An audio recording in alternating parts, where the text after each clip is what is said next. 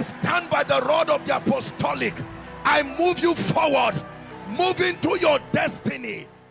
The first thing that the prayer that engenders dominion produces is access to the voice of God. If God is not speaking into your life, you'll be in trouble. It is by prayer that divine purposes are born. When a man who dominates by prayer is praying, one of the things that he catches from the realm is the voice of Yahweh.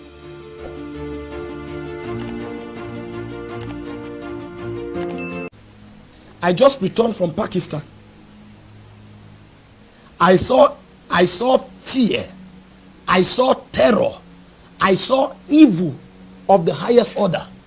My brother, when I applied for that visa, the first thing I noticed was the fact that the nation was called the Islamic Republic of Pakistan. That means you are entering an Islamic ecosystem ruled by the laws of Islam. And so you are a victim on arrival. When I entered that nation, I had to enter that nation as a tourist and as a philanthropist. Because you cannot enter that nation as a preacher. And so entering that nation was the risk of the highest order. From the airport, there was a full interrogation. I was thoroughly interrogated by the police, by the narcotic agent, and by the immigration. They searched everything I had. They made phone calls. They had to send a Christian police officer to get in there to intervene. I was to be arrested at the airport on arrival because my passport carried clergy. The world is dark. That nation is the second largest Islamic nation. It has 227 million people. You can't move around without power. There's wickedness everywhere. When I traveled into that ecosystem, the crusades we had, I'm going to do a documentary on my experience in Pakistan.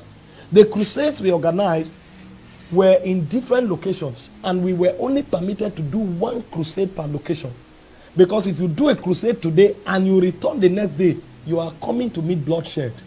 So it was a hit and run experience. And the way we organize it is such that when we organize the crusade, we come to a location, they sent out over 20 to 30 buses to bring people from other locations. Because the bait was that they told them the one coming is a healer. So they were coming to receive healing. And they had to bring people from other locations because they needed them to have the liberty to accept Jesus when that call is made. Because if you are in the location where the crusade is organized and you dare accept Jesus, you'll be killed. We wanted to have 2 crusades in one location.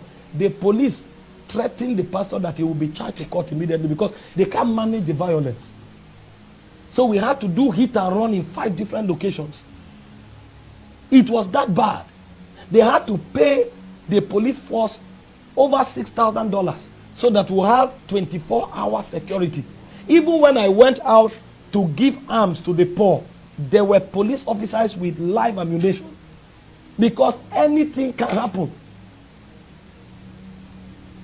So the Christians surviving, the pastor that invited me was imprisoned for 8 months. He came out of prison not up to 5 months before this meeting. I'm telling you what's happening around the world. And I'm saying this so that you know that what happened in Nigeria is just one of the many cases. This one has gone viral, but it's what's happening every day, all around the world. And so the need for power cannot be overemphasized. I had to live in the pastor's house with police, with surveillance, 24 hours. And in order to be able to host this kind of meeting, where you have to bring all your audience from different locations, I mean, it's capital intensive.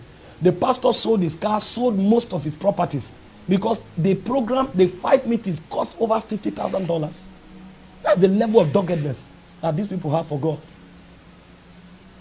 The time for lukewarm Christianity is over. That time is over. Every Christian must have power. Spiritual power, economic power, political power, educational power. You must have that power. Because so much is happening in the dark. No wonder the Bible said the dark places of the earth is the habitation of cruelty. That's what we are seeing today. And you cannot afford to be a victim. You can't be a victim. Praise God.